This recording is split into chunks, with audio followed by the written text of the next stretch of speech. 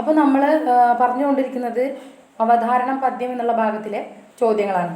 അപ്പോൾ നമ്മളിപ്പോൾ രണ്ട് കവിതകൾ വായിച്ചു, അല്ലെങ്കിൽ രണ്ട് കവിതകൾ എന്ത് ചെയ്തു, നമ്മൾ അനലൈസ് ചെയ്ത് നോക്കി എങ്ങനെയാണ് കവിതകളെന്നും എന്തൊക്കെയാണ് കവിതകളെന്നും ചോദിച്ചിട്ടുള്ളതെന്നും. അപ്പോൾ നമുക്ക് കോമൺ ആയിട്ട് കുറച്ച് കാര്യങ്ങൾ നമുക്ക് മനസ്സിലായി. എന്താണ്, എങ്ങനെ പോയാൽ അതിനൊരു ടഫും ഒരു മീഡിയം ഒരു അതുപോലെ തന്നെ ഒരു സിമ്പിൾ അങ്ങനെ ലെവലിലാണ് ചോദ്യങ്ങൾ വരുന്നത് നമുക്ക് മനസ്സിലായി. അപ്പോൾ നമ്മൾ ഇന്ന് അല്ലെങ്കിൽ ഈ ഒരു എന്താ പറയുക ഭാഗത്ത്, അതായത് ഈ ഒരു സെക്ഷനിൽ, അതായത് ഈ ഒരു പദ്യം എന്നുള്ള ഭാഗത്ത് നിന്ന് എങ്ങനെ ആയാലും കുറച്ച് ചോദ്യങ്ങൾ ഡിസ്കസ് ചെയ്യണമെന്നാണ് ഓൾറെഡി വിചാരിച്ചത്. അപ്പോൾ രണ്ടെണ്ണം കഴിഞ്ഞു, നമ്മൾ മൂന്നാമത്തെ കവിതയിലേക്ക് പോവാണ്. അപ്പോൾ മൂന്നാമത്തെ കവിത ഞാൻ നിങ്ങൾക്ക് വായിച്ചു തരാം. മൂന്നാമത്തെ കവിത നിങ്ങളൊന്ന് നോക്കുക. നമ്മൾ ഇതുവരെ ചെയ്തതുപോലെ ആദ്യം കവിതയോട് വായിക്കുന്നു, പിന്നീട് മുറിച്ച് വായിക്കുന്നു, പിന്നീട് ആശയം മനസ്സിലാക്കുന്ന രീതിയിൽ വായിക്കുന്നു. അങ്ങനെ 3 തരത്തിൽ അത് വായിച്ച് നോക്കാം. ആ 3 തരത്തിൽ വായിച്ചിട്ട് എന്തൊക്കെയാണ് അല്ലെങ്കിൽ എങ്ങനെയൊക്കെയാണ് അതിൻ്റെ കാര്യങ്ങൾ വരുന്നത് എന്ന് നമുക്ക് നോക്കാവുന്നതാണ്. ഓക്കെ, അപ്പോൾ നമുക്ക് ആദ്യം ഈ കവിത ഒന്ന് വായിച്ച് നോക്കാം. ആരെയും ഹിംസിക്കാതെ, ആരെയും ശാസിക്കാതെ, പാരിനെ നന്നാക്കേണ്ട ഭാരമേറ്റെടുക്കാതെ, തൻ പ്രസാദത്തിൽ അർത്ഥഗർഭമാം മൗനത്താലും തൻ പരിസരത്തെ സംപ്രഭാവിതമാക്കി താനത് ധരിക്കാതെ, ധരിച്ചാൽ ഗർവിക്കാതെ, ദീനനാം പതികന് കണ്ണിനുത്സവമായി മ്ലാന വിക്ലബത വന്ന ആത്മാവിൽ കടക്കാതെ ശൂന്യമേ വർത്തിപ്പൂ നീ. ഞാൻ നിനക്ക് അന്തേവാസി, നിന്നെയൊന്ന് അനുകരിച്ചിടുവാൻ കഴിഞ്ഞെങ്കിൽ പിന്നെ എന്തിനാണ് എനിക്കെൻ്റെ തത്വജ്ഞാനം. ഓക്കെ, ഒന്നുകൂടി വായിക്കാം. ആരെയും ഹിംസിക്കാതെ, ആരെയും ശാസിക്കാതെ, പാരിനെ നന്നാക്കേണ്ട ഭാരം ഏറ്റെടുക്കാതെ, തൻ പ്രസാദത്തിൽ അർത്ഥഗർഭമാം മൗനത്താലും തൻ പരിസരത്തിനെ സംപ്രഭാവിതമാക്കി താനത് ധരിക്കാതെ, ധരിച്ചാൽ ഗർവിക്കാതെ, ദീനനാം പതികന് കണ്ണിനുത്സവമായി മ്ലാന വിക്ലബത വന്നാൽ ആത്മാവിൽ കടക്കാതെ ശൂന്യമേ വർത്തിപ്പൂ നീ. ഞാൻ നിനക്ക് അന്തേവാസി, നിന്നെയൊന്ന് അനുകരിച്ചിടുവാൻ കഴിഞ്ഞെങ്കിൽ പിന്നെ എന്തിനാണ് എനിക്കന്യൻ്റെ തത്വജ്ഞാനം. അപ്പോൾ എന്താണ് കവിത? ആരും അനുകരിക്കുന്ന കാര്യം പറയാണ്, ആരുടെയോ എന്തോ കണ്ടിട്ട് അതിനുള്ള കാര്യങ്ങൾ എന്തോ പറയാന്നാണ്. അപ്പോൾ നമുക്ക് ഇത് മനസ്സിലായത്. ഓക്കെ, അപ്പോൾ ഇതിൻ്റെ അർത്ഥത്തിലേക്കൊന്ന് നീ കിടക്കുകയാണെങ്കിൽ, വരി വെച്ചിട്ടൊന്ന് അർത്ഥത്തിൽ നോക്കുകയാണെങ്കിൽ, ആരെയും ഹിംസിക്കാതെ, ഹിംസിക്കുക എന്ന് പറഞ്ഞാൽ എന്താണ്? ഉപദ്രവിക്കുക, അതായത് ഒരാൾക്ക് ഉപദ്രവം ചെയ്യാതിരിക്കുക എന്നുള്ളതാണത് ഹിംസിക്കാതെ എന്ന് പറഞ്ഞത്. അതായത് അഹിംസയാണ് ഇവിടെ ഉദ്ദേശിക്കുന്നത്. ഗാന്ധിജി മുന്നോട്ട് വെച്ച തത്വശാസ്ത്രമാണ് തത്വമാണ് അഹിംസ. അതായത് ഒന്നിനെയും വേദനിപ്പിക്കാതെ, ഒന്നിനെയും ദ്രോഹിക്കാതെ ഉള്ള ജീവിതമാണ് അഹിംസ. അപ്പോൾ ഇവിടെ പറയുന്നത് എന്താണ്?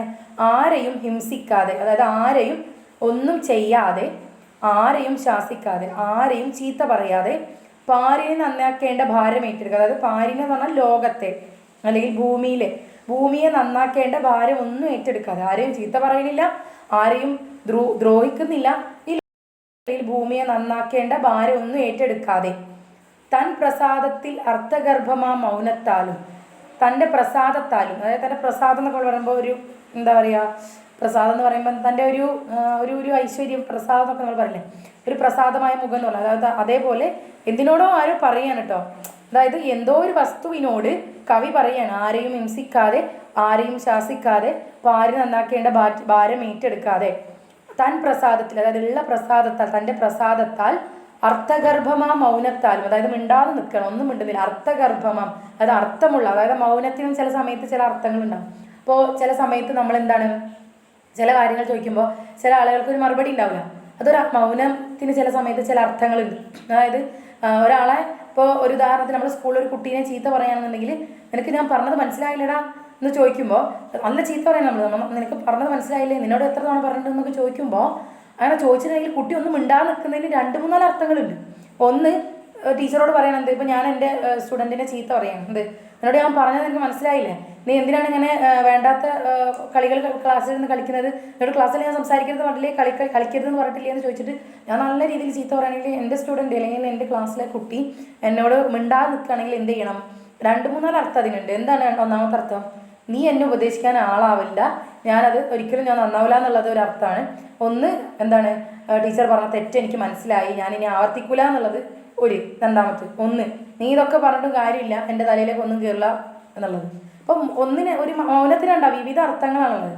അപ്പോൾ ഏത് അർത്ഥത്തിലാണ് കുട്ടി വിചാരിക്കുന്നത് നമുക്ക് പറയാൻ പറ്റില്ല. പിന്നെ അവൻ്റെ സ്വഭാവം അനുസരിച്ചിരിക്കും എന്ത് അർത്ഥമൊക്കെ. അപ്പോൾ മൗനത്തിനും അർത്ഥങ്ങളുണ്ട്. അപ്പോൾ ഈ മൗനം അർത്ഥം എന്നൊക്കെ പറയുമ്പോൾ എന്താണ്, രണ്ട് വിരുദ്ധ വാക്കുകളാണ് അല്ലേ. മൗനമായി നിൽക്കുന്ന സമയത്ത് എന്താണ് അർത്ഥം ഉണ്ടാവുമെന്ന്. അപ്പോൾ ആ ഒരു രീതിയിൽ അതിനെ നോക്കുക. താൻ പ്രസാദത്തിൽ അർത്ഥഗർഭമായ മൗനത, അതായത് അർത്ഥങ്ങൾ, ഒരുപാട് അർത്ഥങ്ങളുള്ള തൻ്റെ മൗനത്താലും തൻ്റെ പരിസരത്തിനെ തൻ്റെ ചുറ്റുപാടിനെ സംപ്രഭാവിതമാക്കി എന്ന് പറഞ്ഞാൽ നല്ല പൂരിതമാക്കി, അല്ലെങ്കിൽ പ്രഭയുള്ളതാക്കി എന്നുള്ള അർത്ഥത്തിൽ, നല്ല പ്രഭയുള്ളതാക്കി, സംപ്രഭാവിതമാക്കി, താനത് ധരിക്കാതെ, അതായത് ഇങ്ങനെ ആക്കണത് ഞാനൊരു സംഭവമാണെന്ന് ധരിക്കാതെ, ധരിച്ചാൽ ഗർവിക്കാതെ, അതായത് അങ്ങനെ ഒരു എന്താണ് താനെന്നുള്ളൊരു ചിന്ത ഒന്നുമില്ല. താൻ നമ്മൾ അഹംഭാവം എന്നല്ല, ഇതൊക്കെ ഞാൻ ചെയ്യുന്നുണ്ട് അല്ലെങ്കിൽ തൻ്റെ പരിസരത്തെ സംപ്രഭവിതമാക്കുന്നുണ്ട് എന്നൊക്കെ അങ്ങനെ വിചാരിക്കാതെ, അങ്ങനെ ഒന്നുമേ വിചാരിക്കാതെ അതായത് അങ്ങനെ വിചാരിച്ചിരിക്കണമെങ്കിൽ പോലും എന്താണ് അതിനെപ്പറ്റി അത് ഗർവിക്കാതെ, അതൊന്നും എന്താണ് മൈൻഡ് ചെയ്യാണ്ട് ദീനനാം പതികന്, അതായത് ദീനമുള്ള അല്ലെങ്കിൽ അസുഖമുള്ള പതികന് എന്ന് പറഞ്ഞാൽ യാത്രക്കാരന്, വഴിയാത്രക്കാരന്, കണ്ണിനുത്സവമായി, കണ്ണിന് നല്ല കാഴ്ച ചെയ്യുക, അതാണ് കണ്ണിനുത്സവം എന്ന് പറയുന്നത്. കണ്ണിനുത്സവമായി മാനവിക്ലബത വന്നാൽ ആത്മാവിൽ കിടക്കാതെ, അതായത് മ്ലാനവിക്ലബത, അതായത് സങ്കടങ്ങൾ അങ്ങനെയുള്ള ഒരു മ്ലാനതയും വന്നാൽ എന്താണ് ആത്മാവിൽ കടക്കാതെ സൂനമേ വർത്തിപ്പൂ നീ. അപ്പോൾ ആരോടാണ് പറയുന്നത്? സൂനമേ വർത്തിപ്പൂ, സൂനമേ നീ നിൽക്കുന്നു. അതായത് എങ്ങനെയാണ് സൂനം നിൽക്കുന്നത്? സൂനം എന്ന് പറഞ്ഞാൽ എന്താണ്? പുഷ്പം എന്നാണ് അർത്ഥം. ആരെയും ഹിംസിക്കാതെ, ആരെയും ചീത്ത പറയുന്നില്ല. ഒരു പൂവ് ഇങ്ങനെ വിരിഞ്ഞ് നിൽക്കുകയാണ്, നല്ല ഭംഗിയുള്ളൊരു പനിനീർ പൂവ് ഇങ്ങനെ വിരിഞ്ഞ് നിൽക്കുകയാണ് അല്ലേ. ആ ഒരു പൂവിനെ നോക്കിക്കൊണ്ട് ഒരാൾ പറയാണ് ആരെയും ഹിംസിക്കാതെ, ആരെയും ശാസിക്കാതെ, പാരിനെ നന്നാക്കേണ്ട ഭാരം ഏറ്റെടുക്കുക. അതായത് ആരെയും ഹിംസിക്കാതെ, അതായത് ആരെയും ചീത്ത പറയുകയോ അല്ലെങ്കിൽ ദ്രോഹിക്കുകയോ ഒന്നുമേ ചെയ്യാണ്ട് ഈ ലോകത്തെ അല്ലെങ്കിൽ ഭൂമിയെ നന്നാക്കേണ്ട ഭാരം ഏറ്റെടുക്കാതെ തൻ പ്രസാദത്തിൽ, അതായത് തൻ്റെ പ്രസാദത്തിൽ അർത്ഥഗർഭമാ മൗനത്താലും, അതായത് തൻ്റെ പ്രസാദത്തിലും തൻ്റെ മൗനത്താലും തൻ്റെ പരിസരത്തെ സംപ്രവിതമാക്കി, അതായത് പ്രൗഢിയുള്ളതും പ്രഭയുള്ളതുമാക്കി മാറ്റി, താനെന്നുള്ളൊരു അഹങ്കാരവും ഇല്ലാണ്ട് വയസ്സായ ദീനനായ അല്ലെങ്കിൽ സുഖമില്ലാത്ത അസുഖക്കാരനായ വഴിയാത്രക്കാരന് അതായത് നടന്ന് ക്ഷീണിച്ചു പോകുന്ന അസുഖമുള്ള ഒരു വഴിയാത്രക്കാരന് കണ്ണിന് ഉത്സവമായി മ്ലാനവിക്ലബത, അതായത് മാനവിക്ലബത എന്ന് പറഞ്ഞെങ്കിൽ എന്താണ്? മ്ലാനതയൊന്നുമില്ലാതെ, അത് ആത്മാവിൽ കടക്കാതെ സൂനമേ വർത്തിക്കുന്നത്. അപ്പോൾ ഒരു പൂവ് ഇങ്ങനെ നിൽക്കുകയാണ് റോഡിൽ, ഇങ്ങനെ സൈഡിൽ ഇങ്ങനെ പൂവ് ഇങ്ങനെ നിൽക്കുകയാണ്. അപ്പോൾ ആ പൂവ് നിൽക്കുന്നതിനെയാണ് ഈ പറയുന്നത്. പൂവ് ആരെയും വികൃതി കാണിക്കുന്നില്ല, ആരെയും ചീത്ത പറയുന്നില്ല, ആരെയും നന്നാക്കില്ല. താൻ ഒരു പനിനീർ പൂവ് ഒരു സ്ഥലത്ത് നിൽക്കുകയാണെന്നുണ്ടെങ്കിൽ അതിൻ്റെ ചുറ്റും എന്തായിരിക്കും? നല്ല ഭംഗിയായിരിക്കും അല്ലേ. ഇപ്പോൾ ഒരു പൂവ് നിൽക്കണ കാണുമ്പോൾ കണ്ണിന് നമുക്ക് എന്താണ്, ഇപ്പോൾ ഒരു കൊല പൂക്കൾ ഇങ്ങനെ വിടർന്ന് ഇങ്ങനെ തുടുത്ത് ചുവത്ത് നിൽക്കുന്ന കണ്ടാൽ എന്താണ് നമുക്ക് വാവ്, നമ്മൾ ഭയങ്കര രസത്തിൽ പറയില്ലേ, നമ്മൾ അതിൻ്റെ കൂടെ ഒന്ന് ഫോട്ടോ എടുക്കുകയൊക്കെ എന്തിനാണ്? അത്രയും ഭംഗിയില്ല. അപ്പോൾ ആ നിൽക്കുന്ന ചുറ്റുപാടിനെ, ഇപ്പോൾ ഇനിയിപ്പോൾ ഒരു ഓടയിലാണെങ്കിലും ഇപ്പോൾ നല്ല അഴുക്കുള്ള ഭയങ്കര പായലും കച്ചറയൊക്കെ ഉള്ള ഒരു കുളത്തിൽ നല്ല ഭംഗിയുള്ള ആമ്പൽപ്പൂക്കൾ റോസ് കളറിൽ വിരിഞ്ഞ് നിൽക്കുന്നതാണെങ്കിൽ അതെന്താണ് നമുക്കൊരു ഭംഗിയാണ്. അപ്പോൾ അത് നിൽക്കുന്ന ചുറ്റുപാടിനെ അല്ലെങ്കിൽ ആ പരിസരത്തെ പോലും എന്താണ് അത് ഭംഗിയുള്ളതാക്കുന്നുണ്ട്. അതാണ് പറഞ്ഞത്. അപ്പോൾ അത്രയും ഭംഗിയുള്ളതാക്കി കാണുന്ന ആളുകൾക്ക് കണ്ണിന് ഉത്സവമാക്കി മാറ്റിയിട്ട് സൂനം, അതായത് പൂവ് ഇങ്ങനെ നിൽക്കുകയാണ്. ഓക്കെ, ഞാൻ അടുത്ത ലൈൻ നോക്കൂ. ഞാൻ നിനക്ക് അന്തേവാസി, ഞാൻ നിൻ്റെ ഒരു അന്തേവാസിയാണ്.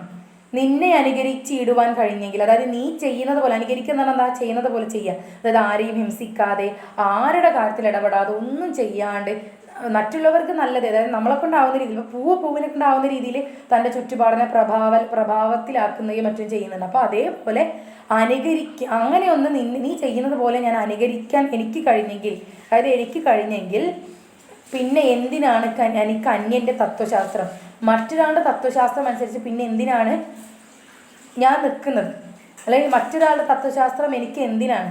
എന്തുണ്ടെങ്കിൽ നിനക്ക് എന്താ പറയുക, നീ ചെയ്യുന്നത് പോലെ ഈ ഭൂമിയിൽ നല്ല രീതിയിൽ എനിക്കൊണ്ടാവുന്ന രീതിയിൽ അഹിംസയിൽ മാത്രം ഊന്നിയിട്ട് മറ്റൊരാളുടെ കാര്യത്തിൽ ഇടപെടാതെ, മറ്റൊരാൾക്ക് ഒരു ഉപദ്രവവും ഇല്ലാണ്ട് നമ്മളെ കൊണ്ടാവുന്ന രീതിയിൽ നമ്മുടെ പരിസരത്തെയും നമ്മുടെ ജീവിതത്തെയും ഒക്കെ മറ്റുള്ളവർക്ക് സഹായങ്ങളൊക്കെ ചെയ്തു കൊടുത്ത് ജീവിക്കാൻ അതാണ് ഒരു പൂവ് നിൽക്കുന്ന പോലെ ഒരു മനുഷ്യൻ. അപ്പോൾ പൂവിനെ കൊണ്ടാവുന്ന രീതിയിൽ മനുഷ്യൻ മറ്റുള്ളവർക്ക് കണ്ണിന് ഉത്സവം മറ്റുള്ളവരെ ദ്രോഹിക്കാതെ നിൽക്കുന്നു. അപ്പം മനുഷ്യനാവുമ്പോൾ എന്താണ് നമ്മളെ കൊണ്ടാവുന്ന രീതിയിൽ ഭൂമിക്ക് ഉപകാരങ്ങൾ ചെയ്യാം. എന്താണ് നമ്മുടെ പരിസരത്തെ നമ്മൾ നല്ല രീതിയിൽ കാണുക. അതുപോലെ തന്നെ നമ്മുടെ ചുറ്റുള്ളവരെ ഛേദമില്ലാത്ത ഉപകാരങ്ങൾ ചെയ്ത് സഹായിക്കുക എന്നൊക്കെ പറഞ്ഞ രീതിയിൽ പൂവ് ചെയ്യുന്ന പോലെ മനുഷ്യന് കവിക്ക് ജീവിതത്തിൽ ചെയ്യാൻ പറ്റിയിരുന്നെങ്കിൽ പിന്നെ എനിക്ക് ഒരു തത്വശാസ്ത്രത്തിൻ്റെയും അല്ലെങ്കിൽ തത്വജ്ഞാനത്തിൻ്റെയും ആവശ്യമില്ല. ഒരു അന്യൻ്റെ ഒരു തത്വജ്ഞാനത്തെയും പിന്നെ എനിക്ക് ആവശ്യമില്ല എന്നാണ് ആര് പറയണത്? കവി പറയണത്. അപ്പോൾ കവി എന്താണ് എനിക്ക് വേറെ ആരും തത്വജ്ഞാനം എന്ന് പറഞ്ഞിട്ടുണ്ടെങ്കിൽ എല്ലാതും തത്വജ്ഞാനമാണ്. അതായത് തത്വത്തിൽ അധിഷ്ഠിതമായിട്ടുള്ള ജീവിതമാണ്, അല്ലെ ഒരു തത്വത്തിൽ അധിഷ്ഠിതമായിട്ടുള്ള ഒരു ജീവിതമാണ്. അപ്പോൾ ആ തത്വജ്ഞാനം ഒന്നും എനിക്ക് വേണ്ട. എങ്ങനെയാണെങ്കിൽ എനിക്ക് നീ ചെയ്യുന്നത് പോലെ നിന്നെ അനുകരിക്കാൻ പറ്റിയിരുന്നെങ്കിൽ എന്താണ് എനിക്ക് ഒരു തത്വജ്ഞാനത്തിൻ്റെയും ആവശ്യമില്ല എന്നാണ് ആര് പറയണത്? കവി പറയുന്നത്. ഓക്കെ, അപ്പോൾ ഇനി ചോദ്യങ്ങളിലേക്ക് കിടക്കാം. ആരെയാണ് കവി അനുകരിക്കാൻ ആഗ്രഹിക്കുന്നത്? ഇതൊരു ഡയറക്റ്റ് ക്വസ്റ്റ്യൻ ആണ്, സിമ്പിൾ ക്വസ്റ്റ്യൻ ആണ്. ആരെയാണ് കവി അനുകരിക്കാൻ ശ്രമിക്കുന്നത്? നമുക്ക് ഈ വരികളിൽ നിന്ന് തന്നെ കാണാം അല്ലേ? സൂനമേ വർത്തിപ്പൂ ഞാൻ, അതായത് സൂനമേ വർത്തിപ്പൂ നീ, അതായത് സൂനമേ നീ എങ്ങനെയാണ് നിൽക്കുന്നത്? അപ്പോൾ സൂനത്തെയാണ് പറയുന്നത് മനസ്സിലായി. അതായത് നീ എന്ന് വിളിക്കുന്നത് സൂനത്തെ അല്ലെങ്കിൽ പുഷ്പത്തെയാണ് നമുക്ക് എന്ത് ചെയ്യാൻ പറ്റി? ഇവിടെ മനസ്സിലാക്കാൻ പറ്റി. ഞാൻ നിനക്ക് അന്തേവാസി, നിന്നെ ഒന്ന് അനുകരിച്ചിടുവാൻ കഴിഞ്ഞെങ്കിൽ, അതായത് എനിക്കൊന്ന് അനുകരിക്കാൻ കഴിഞ്ഞെങ്കിൽ പിന്നെ എന്തിനാണ്? അതായത് അപ്പോൾ ഈ അനുകരിക്കാൻ കഴിഞ്ഞെങ്കിൽ പിന്നെ എന്തിനാണ് എൻ്റെ അന്യൻ്റെ തത്വജ്ഞാനെന്നാണ് ചോദിച്ചത്. അപ്പോൾ അനുകരിക്കുക, നീ എന്ന് വിളിക്കുന്നത് ഇവിടെ ആരെയാണ്? സൂനത്തെയാണ്. അപ്പോൾ ഈ നീ എന്ന് വിളിക്കുന്നത് ആരെയാണ്? സൂനത്തെയാണ്. അപ്പോൾ ആരെയാണ് കവി അനുകരിക്കാൻ ശ്രമിക്കുന്നത്? സൂനത്തെ അല്ലെങ്കിൽ പുഷ്പത്തെയാണ്. അന്തേവാസി എന്നുള്ള ഓപ്ഷൻ എന്താണ്? അത് തെറ്റാണ്. കാരണം അന്തേവാസി എന്ന കവിയാണ് ഇവിടെ ആരെ? പുഷ്പത്തിൻ്റെ അന്തേവാസിയായിട്ട് വരുന്നത് അല്ലേ? പുഷ്പത്തിൻ്റെ അന്തേവാസിയായിട്ട് വരുന്നത് ഇവിടെ കവിയാണ്. പിന്നെ തത്വജ്ഞാനത്തെ അനുകരിക്കണ്ട എന്നുള്ളതാണ് ആര് പറഞ്ഞത്? കവി പറഞ്ഞത്. എനിക്ക് അന്യൻ്റെ തത്വജ്ഞാനത്തെ എനിക്ക് വേണ്ട എന്നാണ് ആര് പറഞ്ഞത്? കവി പറഞ്ഞത്. ഇനി സമൂഹത്തെയാണ്? സമൂഹത്തെ അല്ല, കാരണം സമൂഹം എന്നുള്ളൊരു കൺസെപ്റ്റ് അവിടെ വരുന്നേ ഇല്ല അല്ലേ? അപ്പോൾ ഇവിടെ കവി അനുകരിക്കാൻ ആഗ്രഹിക്കുന്നത് സൂനത്തെ അല്ലെങ്കിൽ പുഷ്പത്തെ. എന്തൊരു ഡയറക്റ്റ് ക്വസ്റ്റ്യനാണ്. അപ്പോൾ ഒരു ഡയറക്റ്റ് ക്വസ്റ്റ്യനാണ് കേട്ടോ. അടുത്തത്, താൻ അത് ധരിക്കാതെ കവി ഈ പ്രയോഗം കൊണ്ട് അർത്ഥമാക്കുന്നത് ആഡംബരമില്ലെന്ന്, പറയുന്നത് മനസ്സിലാക്കാനുള്ള കഴിവില്ലെന്ന്, സ്വന്തം അവസ്ഥയെ തിരിച്ചറിയാൻ കഴിയുന്നില്ലെന്ന്, തൻ്റെ കഴിവുകളിൽ പോലും നിസ്സംഗത്വമാണെന്ന്. അതായത് ഇവിടെ നോക്കൂ, ഈ വരികൾ നോക്കൂ. തൻ പരിസരത്തിനെ ഇപ്പോൾ ആരെയും ഉപദ്രവിക്കുന്നില്ല, ആരെയും ശാസിക്കുന്നില്ല, ഭൂമിയെ നന്നാക്കേണ്ട ഒരു ഉത്തരവാദിത്വം ഇല്ല ആർക്ക്? സൂനത്തിനില്ല. അപ്പോൾ തൻ്റെ മൗനത്താലും തൻ്റെ നിൽപ്പിനാലും ഒക്കെ തൻ്റെ ചുറ്റുപാടുകളെ മുഴുവൻ എന്താണ് പ്രഭാവിതമാക്കിക്കൊണ്ട് അത് താനാണ്, ഇങ്ങനെയൊക്കെ ചെയ്യണത് ഞാനാണ് എന്ന് വിചാരിക്കാതെ, ഇനിയിപ്പോൾ അത് വിചാരിച്ചാൽ പോലെ എന്താണ് ഞാൻ ധരിക്കാതെ പറഞ്ഞാൽ ധരിക്കാതെ എന്നുള്ളതിൻ്റെ അർത്ഥമാണ് ഇവിടെ ചോദിച്ചിട്ടുള്ളത്. എന്ത്? താനത് ധരിക്കാതെ. ഇവിടെ എന്താണ് ഇങ്ങനെയൊക്കെ ചെയ്യുന്നുണ്ടെങ്കിലും താനത് ധരിക്കാതെ എന്ന് പറഞ്ഞിട്ടുണ്ടെങ്കിൽ എന്താണ്? ഇവിടെ നോക്കൂ, ഒന്നാമത്തെ ഓപ്ഷൻ ആഡംബരമില്ലെന്ന്, 2 പറയുന്നത് മനസ്സിലാക്കാനുള്ള കഴിവില്ലെന്ന്, സ്വന്തം അവസ്ഥ തിരിച്ചറിയാൻ കഴിയുന്നില്ലെന്ന്, ഡി എന്താണ്? തൻ്റെ കഴിവുകളിൽ പോലും നിസ്സംഗത്വമാണെന്ന്. അപ്പോൾ ഈ 4 ഓപ്ഷനാണ് ഇവിടെ തന്നിട്ടുള്ളത്. അതായത് ഒന്ന് എന്താണ്? ആഡംബരമില്ല. അപ്പോൾ ആഡംബരമില്ല എന്നുള്ളത് ഒരു ഓപ്ഷനായിട്ട് നമുക്ക് പരിഗണിക്കാം, അതവിടെ നിൽക്കട്ടെ. അടുത്തത് പറയുന്നത് മനസ്സിലാക്കാനുള്ള കഴിവില്ലെന്ന്. പൂവിന് പറയുന്നത് മനസ്സിലാക്കാനുള്ള കഴിവൊന്നുമില്ല. പക്ഷെ എന്താണ് ഈ ഒരു താനത് ധരിക്കാതെ, അതായത് അതിൻ്റെ മുന്നത്തെ വരി നോക്കൂ, താൻ പരിസരത്തിനെ സംപ്രഭാവിതമാക്കി, താനത് ധരിക്കാതെ, ധരിച്ചാൽ ഗർവിക്കാതെ. അതായത് എന്താണ് ഇവിടെ നോക്കൂ, ആഡംബരമില്ല, പറയുന്നത് മനസ്സിലാക്കാനുള്ള കഴിവില്ല, താനത് ധരിക്കാതെ, ധരിച്ചാൽ ഗർവിക്കാതെ, അങ്ങനെയാണ്. അപ്പം താനത് ധരിക്കാതെ, അതായത് അത് മനസ്സിലാക്കാതെ, അത് നോക്കാതെ എന്നുള്ളത്. അപ്പോൾ ആഡംബരമില്ലെന്നുള്ളത് അവിടെ വേണമെങ്കിൽ നിർത്താം. പറയുന്നത് മനസ്സിലാക്കാനുള്ള കഴിവില്ലെന്ന്, സ്വന്തം അവസ്ഥയെ തിരിച്ചറിയാൻ കഴിയില്ലെന്ന്, തൻ്റെ കഴിവുകളിൽ പോലും നിസ്സംഗത്വമാണെന്ന്. അപ്പോൾ ഇവിടെ ആഡംബരമില്ലെന്ന്. അപ്പോൾ ആഡംബരമില്ലെന്നുള്ളത് ഒന്നുകൂടി ഒന്ന് ആലോചിച്ച് നമുക്ക് എന്ത് ചെയ്യുക? വെട്ടിക്കളയാം. കാരണം താനത് ധരിക്കാതെ, താനത് വിചാരിക്കുന്നത് ആഡംബരമില്ലാതെ, പക്ഷെ അതിൻ്റെ അടിയിൽ എന്താണ്? ധരിച്ചാൽ ഗർവിക്കാതെ എന്ന് പറയുമ്പോൾ അതാണ് ആഡംബരമില്ലാതെ എന്നുള്ളത്. മനസ്സിലായിട്ടുണ്ടെങ്കിലും എന്താണ് അത് ഞാൻ ഗർവിക്കാതെ അല്ലെങ്കിൽ അതിന് ഇതൊന്നും ഇല്ലാണ്ട്. പറയുന്നത് മനസ്സിലാക്കാനുള്ള കഴിവില്ലെന്ന്, പറയുന്നത് മനസ്സിലാക്കാനുള്ള കഴിവില്ല എന്നുള്ളത് അതൊരു ഓപ്ഷനായിട്ട് അവിടെ നിൽക്കട്ടെ. ഇനി സ്വന്തം അവസ്ഥയെ തിരിച്ചറിയാൻ കഴിയുന്നില്ലെന്ന്, അതും അവിടെ നിൽക്കട്ടെ. തൻ്റെ കഴിവുകൾ ഇപ്പോൾ നിസ്സംഗത്വമാണെന്ന്, അതായത് തൻ്റെ കഴിവുകളെ പറ്റിയിട്ട് എന്താണ്? നിസ്സംഗത്വമാണെന്ന്, അതായത് ഒരു ഇതില്ലാത്തൊരവസ്ഥയാണെന്നുള്ള ഒരു അർത്ഥത്തിലാണ് നിസ്സംഗത്വമാണെന്ന്. അപ്പോൾ ഇവിടെ ഉത്തരമായിട്ട് വരുന്നത് സ്വന്തം അവസ്ഥയെ തിരിച്ചറിയാൻ കഴിയുന്നില്ലെന്നാണ്.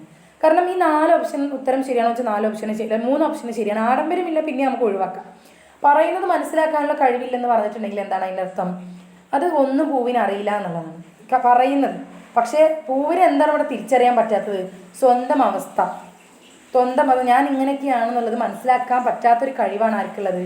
നമ്മുടെ പൂവിനുള്ളത്. അപ്പോൾ അതുകൊണ്ടാണ് ഈ 3ാമത്തെ ഓപ്ഷൻ ഇവിടെ ഉത്തരമായിട്ട് വന്നത്. ഇപ്പോൾ നമ്മളെപ്പോഴും പറയുന്നത് പോലെ ഏറ്റവും ഉചിതമായിട്ടുള്ള ഉത്തരമാണ് നമ്മൾ തിരിച്ചെടുക്കേണ്ടത്. ഈ ഒരു 4എണ്ണത്തിന് തിരിച്ച് എടുക്കേണ്ടത് ഏറ്റവും നല്ല ഉത്തരമാണ്. അപ്പോൾ ഏറ്റവും നല്ല ഉത്തരത്തിൽ എന്താണ്, അതിലേറ്റവും ബെസ്റ്റ് ആയിട്ടുള്ളതാണ് തിരിച്ചറിയേണ്ടത്, അല്ലെങ്കിൽ നമുക്ക് മനസ്സിലാക്കേണ്ടത്.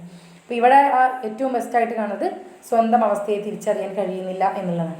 ഓക്കെ, അടുത്ത ചോദ്യത്തിലേക്ക് പോവാം. പൂവ് പരിസരത്തെ പ്രഭാവിതമാക്കുന്നത് എങ്ങനെ?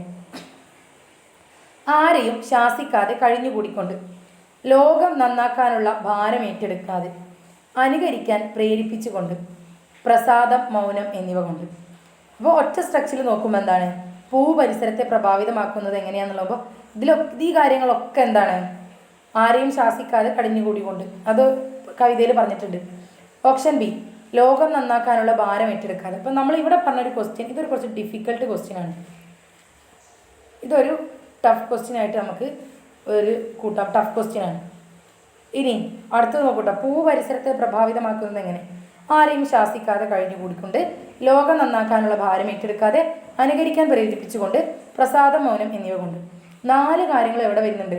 കവിതയിൽ വരുന്നുണ്ട്. ഇനി കവിതയിലേക്കൊന്ന് നോക്കൂ.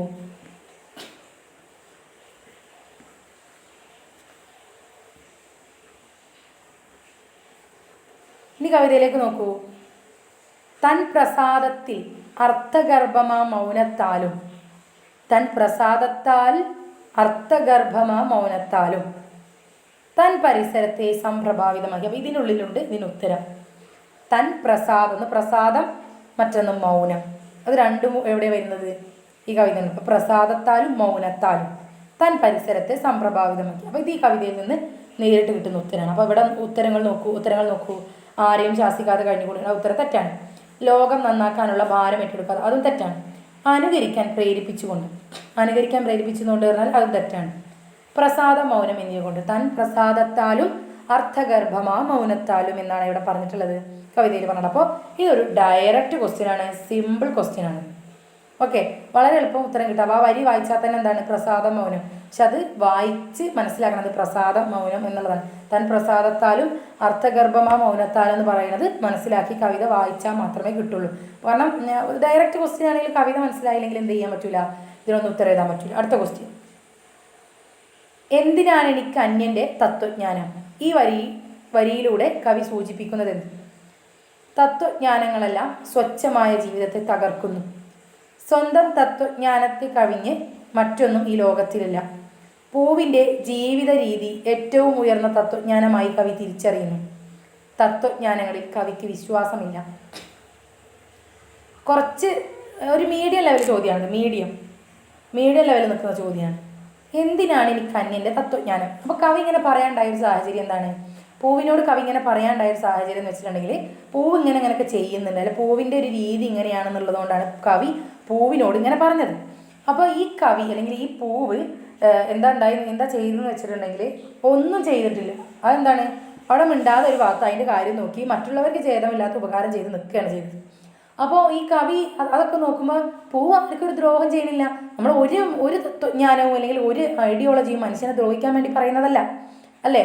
മനുഷ്യനെ ദ്രോഹിക്കണം എന്ന് പറയുന്ന ഏതെങ്കിലും തത്വജ്ഞാനം ഉണ്ടോ? ഇല്ല. ഇനിയിപ്പോൾ മതങ്ങൾ മുന്നോട്ട് വെക്കുന്ന തത്വജ്ഞാനമായാലും എന്താ പറയുക, ഈ ഓരോ വിശ്വാസങ്ങൾ മുന്നോട്ട് വെക്കുന്ന തത്വജ്ഞാനമായാലും, ഇപ്പം എല്ലാ മതവും, ഏത് മതവും ആയിക്കോട്ടെ, ഓരോ മതവും ഓരോ തത്വജ്ഞാനങ്ങളാണല്ലോ, അല്ലെങ്കിൽ ഓരോ ഐഡിയോളജി ഇല്ലേ, പ്രത്യയശാസ്ത്രമല്ലേ. ഒരു പ്രത്യയശാസ്ത്രത്തിൻ്റെ ഉള്ളിൽ ഇപ്പോൾ ഏത് മതമായാലും നിങ്ങൾ മറ്റുള്ളവരെ കടന്നാക്രമിക്കുക എന്ന് ഒരു മതവും മുന്നോട്ട് വെക്കുന്നില്ല. അപ്പോൾ അതേപോലെ തന്നെ ഒരു തത്വജ്ഞാനവും എന്താ പറയുക, ഒരാളെ ഉപദ്രവിക്കാൻ. അപ്പോൾ പക്ഷേ തത്വജ്ഞാനങ്ങളൊക്കെ അനുസരിച്ച് ജീവിക്കുന്ന ആളുകൾ അങ്ങനെയാണോ ചെയ്യുന്നത്? മറ്റൊരാളെ ദ്രോഹിക്കാനോ അവസരം കിട്ടി അപ്പം ചെയ്യും, അല്ലേ? അതിനേക്കാൾ എത്രയോ നല്ലതാണെന്ത്? പൂവിൻ്റെ ജീവിത രീതി എന്നുള്ളതാണ് കവി ഉദ്ദേശിക്കുന്നത്. അപ്പോൾ ഓപ്ഷൻ 1 നോക്കുക. തത്വജ്ഞാനങ്ങളെല്ലാം സ്വച്ഛമായ ജീവിതത്തെ തകർക്കുന്നു. അതായത് സ്വച്ഛമായ ജീവിതത്തെ തകർക്കുന്നതാണെന്ത്? തത്വജ്ഞാനം. ആ ഒരു ഓപ്ഷൻ തെറ്റാണ്. ഓക്കെ, അടുത്തത്. സ്വന്തം തത്വജ്ഞാനത്തെ കവിഞ്ഞ് മറ്റൊന്നും ഈ ലോകത്തിലില്ല. അതും തെറ്റാണ്. കാരണം സ്വന്തം ഇപ്പോൾ ഞാൻ വിശ്വസിക്കുന്ന ഒരു മതമാണ് ഏറ്റവും വലുത്, മറ്റുള്ളവരൊക്കെ വളരെ മോശമാണെന്ന് എനിക്ക് പറയാൻ പറ്റുമോ? ഒരിക്കലും പറയാൻ പാടില്ല. മതങ്ങൾ തന്നെ എന്താണ്? മനുഷ്യൻ്റെ ഒരു നിർമ്മിതിയാണ്. അതിനുള്ളിൽ തന്നെ എന്താണ്? വീണ്ടും കാസ്റ്റ് ഡിവിഷൻസ് ഉണ്ട്, പിന്നെ വേറെ വർഗ വിവേചനങ്ങളുണ്ട്. അപ്പോൾ ഈ മതം തന്നെ മനുഷ്യൻ്റെ ഒരു കോൺസെപ്റ്റ്, മനുഷ്യൻ്റെ ഒരു സൃഷ്ടിയായുള്ളതാണ് നമ്മൾ പഠിക്കുന്നത് അല്ലെങ്കിൽ നമ്മൾ മനസ്സിലാക്കുന്നത്. അപ്പോൾ ആ ഒരു മനുഷ്യൻ്റെ കോൺസെപ്റ്റിൻ്റെ ഉള്ളിൽ തന്നെ വീണ്ടും ഡിവിഷൻസ് ഉണ്ടാവുകയാണ്. അതിൽ തന്നെ വീണ്ടും ഇതുണ്ടാവണം. അപ്പോൾ ഞാൻ ഉദ്ദേശിക്കുന്നത്, ഞാൻ ജീവിക്കുന്ന ഒരു മതപരമായിട്ടുള്ള ചുറ്റുപാട് അതാണ് ഏറ്റവും നല്ലത്, അല്ലെങ്കിൽ അതാണ് ഏറ്റവും ബെസ്റ്റ് ആയത് എന്ന് ഞാൻ തിരിച്ചറിയണം. ഞാൻ അങ്ങനെ പറയുകയാണെങ്കിൽ അതെന്താണ്? അതെൻ്റെ വലിയ പരാജയമാണ് അല്ലേ? അപ്പോൾ സ്വന്തം ജ്ഞാനത്തെ കവിഞ്ഞ് മറ്റൊന്നും ലോകത്തിലില്ല എന്ന് പറയുന്നത് എന്താണ്? തെറ്റായിട്ടുള്ളൊരു ഓപ്ഷനാണ് അല്ലേ?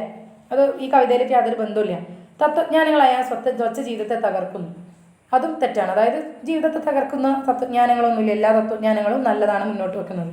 അടുത്തത്, പൂവിൻ്റെ ജീവിത രീതി ഏറ്റവും ഉയർന്ന തത്വജ്ഞാനമായി കവി തിരിച്ചറിയുന്നു. അത് അവിടെ നിൽക്കട്ടെ, അതൊരു ഓപ്ഷൻ സാധ്യത ഉള്ളതെന്നാണ്. അടുത്തത്, തത്വജ്ഞാനങ്ങളിൽ കവിക്ക് വിശ്വാസമില്ല. തത്വജ്ഞാനങ്ങളിൽ കവിക്ക് വിശ്വാസമില്ല, അതായത് ഒരു തത്വജ്ഞാനത്തിലും വിശ്വാസമില്ല എന്നുള്ളതാണ്. അല്ല, അപ്പോൾ കവി പറയുന്നത് എന്താണ്? ഇങ്ങനെയൊക്കെ നിന്റെ ജീവിത രീതിയെ ഞാൻ അനുകരിക്കുകയാണെങ്കിൽ പിന്നെ എനിക്ക് അന്യൻ്റെ തത്വജ്ഞാനം എന്തിനാണെന്നാണ് ചോദിച്ചത്. അല്ലാതെ തത്വജ്ഞാനങ്ങളൊന്നും കവിക്ക് വിശ്വാസമില്ല എന്നുള്ളതല്ല. അങ്ങനെ നീ ഇവിടെ ഉണ്ടാകുമ്പോൾ നിന്റെ നോക്കി നിൽക്കുന്നത്, അല്ലെങ്കിൽ നീ അങ്ങനെ എൻ്റെ മുന്നിൽ ഇങ്ങനെ ഒരു ജീവിത രീതി കാണിച്ചു തരുമ്പോൾ ഞാൻ എന്തിനാണ് മറ്റൊരാൾ തത്വജ്ഞാനം അനുസരിക്കുന്നത്, അല്ലെങ്കിൽ മറ്റൊരാൾ തത്വജ്ഞാനത്തിൽ വിശ്വസിക്കുന്നതെന്ന് മാത്രമാണ് ഇവിടെ കവി ചോദിച്ചിട്ടുള്ളത്. അപ്പോൾ അതാണ് ഇത്. അപ്പോൾ അതുകൊണ്ട് തന്നെ ആ ഉത്തരം ശരിയല്ല. അപ്പോൾ ബാക്കിയുള്ള ഓപ്ഷനായിട്ട് വരുന്നത് പൂവിൻ്റെ ജീവിത രീതി ഏറ്റവും ഉയർന്ന തത്വജ്ഞാനമായി കവി തിരിച്ചറിയുന്നു എന്നുള്ളതാണ്. അപ്പോൾ ഇതൊരു ടഫ് ക്വസ്റ്റ്യനും അല്ല, സിമ്പിളും അല്ല, അതിൻ്റെ ഇടയിൽ നിൽക്കുന്ന ഒരു മീഡിയം ലെവൽ ചോദ്യമാണ്. അടുത്ത ചോദ്യം, അഞ്ചാമത്തെ ചോദ്യം, തന്നിൽ ഒതുങ്ങിക്കൂടുന്ന പ്രകൃതമാണെങ്കിലും പൂവ് മറ്റുള്ളവരെ സഹായിക്കുന്നുണ്ട് എന്ന സൂചന കവി നൽകുന്നത് എങ്ങനെ? തന്നിൽ ഒതുങ്ങിക്കൂടുന്ന പ്രകൃതമാണെങ്കിലും പൂവ് മറ്റുള്ളവരെ സഹായിക്കുന്നുണ്ട് എന്ന സൂചന കവി നൽകുന്നത് എങ്ങനെ? ഓപ്ഷൻ എ, അഹിംസ കൊണ്ട്. അടുത്തത്, മ്ലാന വിക്ലബത കൊണ്ട്, ഉള്ളിൽ കടക്കാതെ.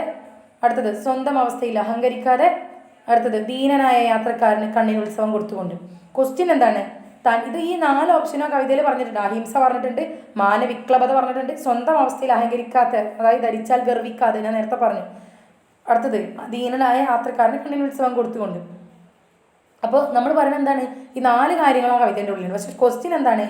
തന്നിൽ ഒതുങ്ങിക്കൂടുന്ന പ്രകൃതമാണെങ്കിലും പൂവ് മറ്റുള്ളവരെ സഹായിക്കുന്നുണ്ട് എന്ന സൂചന എങ്ങനെയാണ് കവി നൽകുന്നത്? അപ്പോൾ അഹിംസ കൊണ്ട്, അതൊരു സഹായിക്കലാണോ? മറ്റുള്ളവരെ സഹായിക്കുന്നത് എങ്ങനെയാണ്? അപ്പോൾ ഒരു സഹായിക്കൽ എന്ന് പറഞ്ഞിട്ടുണ്ടെങ്കിൽ വേറെ ഒന്ന് ചെയ്യാന്നുള്ളത്. അത് സഹായിക്കുക എന്ന് പറഞ്ഞിട്ടുണ്ടെങ്കിൽ എന്താണ്? മറ്റുള്ളവരെ എന്ത് ചെയ്യുക? മറ്റുള്ളവർക്ക് എന്തെങ്കിലും ഒരു സഹായം നൽകുക. അപ്പോൾ അഹിംസ എന്ന് പറഞ്ഞിട്ടുണ്ടെങ്കിൽ നമ്മുടെ കടമയാണ്. മറ്റൊരാളെ ദ്രോഹിക്കാതിരിക്കുക എന്നുള്ളത് നമ്മുടെ സഹായമല്ല, നമ്മുടെ കടമയാണ്. മാനവിക്ലബത ഉള്ളിൽ കടത്താതെ, അതുമല്ല. സ്വന്തം അവസ്ഥയിൽ അഹങ്കരിക്കാതെ, അതൊരു സഹായമാണോ? അല്ല. സഹായം എന്ന് വെച്ചാൽ ആണ്. അടുത്തത്, ദീനനായ യാത്രക്കാരന് കണ്ണിന് ഉത്സവം കൊടുത്തുകൊണ്ട്. നമുക്ക് ഈ വരി ഒന്ന് നോക്കൂ നിങ്ങൾ. ദീനനാ പതികന് കണ്ണിന് ഉത്സവമായി. അതാ, ദീനനാ പതികന് കണ്ണിന് ഉത്സവമായി. അപ്പോൾ നമ്മൾ മറ്റൊരാൾക്ക് ചെയ്ത് കൊടുക്കുന്ന ഒരു കാര്യമാണെന്ത്? സഹായം എന്ന് പറയുന്നത്. നമ്മൾ അഹിംസ, മാനവിക്ലബത, ഉള്ളിൽ അഹങ്കരിക്കാതിരിക്കുക എന്നുള്ളതൊന്നും ഒരു സഹായമല്ല, അത് നമ്മുടെ ഡ്യൂട്ടിയാണ്. അഹങ്കാരം പാടില്ല, അഹിംസ എന്താ പറയുക അഹിംസയിൽ എന്താ പറയുക ഉറച്ച് വിശ്വസിക്കണം. മാനവിക്ലബത എന്നുള്ളത് ഉള്ളിലൊന്നും കടക്കാൻ പാടില്ല, ഒക്കെ നമ്മുടെ ഡ്യൂട്ടീസാണ്. പക്ഷേ നമ്മൾ മറ്റൊരാൾക്ക് ചെയ്ത് കൊടുക്കുന്ന സഹായമാണെന്ത് ഇവിടെ ചോദിച്ചിട്ടുള്ളത്. അപ്പോൾ ദീനനായ യാത്രക്കാരന് കണ്ണിന് ഉത്സവം കൊടുത്തുകൊണ്ടാണ് നമ്മുടെ ഈ പൂവ് ഇവിടെ എന്ത് ചെയ്യുന്നത്? നിലകൊള്ളുന്നത്. അല്ലെങ്കിൽ പൂവ് ഈ ഒരു യാത്രക്കാരൻ, അല്ലെങ്കിൽ യാത്രക്കാരനായ ആളുകൾക്ക് കണ്ണിന് ഉത്സവം കൊടുത്തിട്ട് പൂവ് ഇവിടെ നിലകൊള്ളുകയാണ്. അങ്ങനെ പൂവ് നിലകൊള്ളുന്നതാണ് എന്ത്? ഇവിടെ പൂവ് മറ്റൊരാൾക്ക് ചെയ്തു കൊടുക്കുന്ന സഹായം എന്ന് പറയുന്നത്. ഓക്കെ, അപ്പോൾ ഈ ഒരു 5 ചോദ്യങ്ങൾ, അതായത് 5 ചോദ്യങ്ങൾ. ഇപ്പോൾ ഈ കവിത എന്നൊക്കെ പറയുന്നത് വളരെ സിമ്പിളായിട്ടുള്ളൊരു കവിതയാണ്. അപ്പോൾ ആ സിമ്പിളായിട്ടുള്ള ഒരു കവിതയെ വളരെ ഉള്ളിൽ ചേർന്നുകൊണ്ട് നോക്കിയതാണെന്ത് ഈ പറഞ്ഞ സാധനങ്ങൾ. ഇപ്പോൾ ഇവിടെ ഇതെന്താണ്? ഇതൊരു ഡയറക്റ്റ് ക്വസ്റ്റ്യൻ അഥവാ സിമ്പിൾ ക്വസ്റ്റ്യനാണ്. കവി അനുകരിക്കാൻ ആഗ്രഹം. അപ്പോൾ ഒരു സിമ്പിൾ ക്വസ്റ്റ്യനായ. അടുത്തത്, താൻ അത് ധരിക്കാതെ. അതെന്താണ്? ഇതൊരു ടഫ് ക്വസ്റ്റ്യനാണ്. കാരണം ധരിക്കാതെ എന്നൊക്കെ പറഞ്ഞിട്ടുണ്ടെങ്കിൽ ഇതിൻ്റെ അർത്ഥം, അല്ലെങ്കിൽ ആ കവിതയിൽ അതിൻ്റെ അർത്ഥം ഉണ്ടാക്കി വായിച്ചെടുക്കുക എന്ന് പറയുന്നത് എന്താണ്? എല്ലാവർക്കും പറ്റുന്നൊരു കാര്യമില്ല. അപ്പോൾ ഒരു ടഫ് ക്വസ്റ്റ്യൻ, ഒരു ലോ ക്വസ്റ്റ്യനുമായി അല്ലെങ്കിൽ ഒരു സിമ്പിൾ ക്വസ്റ്റ്യനായി, പൂ പരിസരത്തെ പ്രഭാവിതമാക്കുന്നത് എങ്ങനെ? ഇത് സിമ്പിളായിട്ടാണ് അവിടെ ഉൾപ്പെടുത്തിയിട്ടുള്ളത്, അല്ലെങ്കിൽ സിമ്പിൾ ക്വസ്റ്റ്യൻ്റെ രീതിയിലാണ് ഉൾപ്പെടുത്തിയിട്ടുള്ളത്. പക്ഷേ കവിത നന്നായി വായിച്ചാൽ മാത്രമേ എന്താണ് അതെന്താ സംഭവം എന്ന് പറയാൻ പറ്റുള്ളൂ. അപ്പോൾ പ്രസാദ മൗനം എന്നിവ കൊണ്ട് എന്നുള്ളത് വായിച്ച് കൃത്യമായിട്ടുള്ളത് എടുക്കാൻ പറ്റൊരാൾക്ക് മാത്രം അതിന് ഉത്തരം എഴുതാൻ പറ്റുള്ളൂ. അപ്പോൾ പ്രസാദ മൗനം എന്നിവ കൊണ്ട് എന്നുള്ളതാണ് അതിന് ഉത്തരമായിട്ട് വരുന്നത് എന്നുള്ളത് കൊണ്ട് അതൊരു സിമ്പിൾ ക്വസ്റ്റ്യൻ ആയിട്ട് എടുക്കാം. ഇപ്പോൾ ഒരു മീഡിയം ആയാലും കുഴപ്പമില്ല. അപ്പോൾ 2 സിമ്പിളും ഒരു ടഫ് പോയി, 2 സിമ്പിളും ഒരു ടഫ് പോയി. ഇനി അടുത്തത്, എന്തിനാണ് എനിക്ക് അന്യൻ്റെ തത്വജ്ഞാനം ഈ വരിയിലൂടെ കവി സൂചിപ്പിക്കുന്നത് എന്ത്? അതായത് ഈ ഒരു വരി, അതായത് ഈ ഒരു ലൈനിലൂടെ അന്യൻ്റെ തത്വജ്ഞാനം എനിക്ക് വേണ്ട എന്ന് പറയാണ് ആര്? കവി. അപ്പോൾ അതെന്തുകൊണ്ടാണെന്ന് വെച്ചാൽ പൂവിൻ്റെ ജീവിത രീതി ഏറ്റവും ഉയർന്ന തത്വജ്ഞാനമായി കവി തിരിച്ചറിയുന്നത് കൊണ്ടാണ്. അതായത് മറ്റുള്ളവരത് വേണ്ട, അല്ലെങ്കിൽ മറ്റുള്ള തത്വജ്ഞാനമൊക്കെ മോശമാണെന്നുള്ളൊരു അഭിപ്രായം ആയിരിക്കില്ല കവിക്കില്ല. പക്ഷേ പൂവ് ഇങ്ങനെ നിൽക്കുന്നത് കാണുമ്പോൾ എന്താണ്, പൂവിൻ്റെ തത്വജ്ഞാനമാണ് ഏറ്റവും നല്ലതെന്ന് പറയുന്നത്. ഇതൊരു എന്താണ്, ഒരു മീഡിയം ലെവൽ ചോദ്യമാണ്. അപ്പോൾ 2 സിമ്പിൾ, ഒരു ടഫ്, ഒരു മീഡിയം. അടുത്തത്, തന്നിൽ ഒതുങ്ങിക്കൂടുന്ന പ്രകൃതമാണെങ്കിലും പൂവ് മറ്റുള്ളവരെ സഹായിക്കുന്ന സൂചന നൽകുന്നത്. ഇതെന്താണ്? ഇതൊരു സിമ്പിൾ ക്വസ്റ്റ്യൻ ആണ് അല്ലേ? അപ്പോൾ അത് വായിച്ച ഒരാൾക്ക് മനസ്സിലാവും. സിമ്പിൾ അല്ലെങ്കിൽ വേണ്ട, നമുക്ക് മീഡിയം ആക്കാം ഇതിനെ. ഇതൊരു മീഡിയം ലെവൽ ക്വസ്റ്റ്യൻ ആണ്. കാരണം ഈ കവിതയുടെ ഇതിൽ നിങ്ങൾ ഈ ഒരു സെറ്റ് ഓഫ് ചോദ്യങ്ങൾ നിങ്ങൾ ഏറ്റവും കൂടുതൽ കുഴക്കുന്നത് എന്താണെന്നറിയോ? ഓപ്ഷൻസ് ആണ്. ഓപ്ഷൻസ് നമ്മൾ ഭയങ്കരമായിട്ട് കൺഫ്യൂസ് ചെയ്യിപ്പിക്കുന്നുണ്ട് അല്ലേ?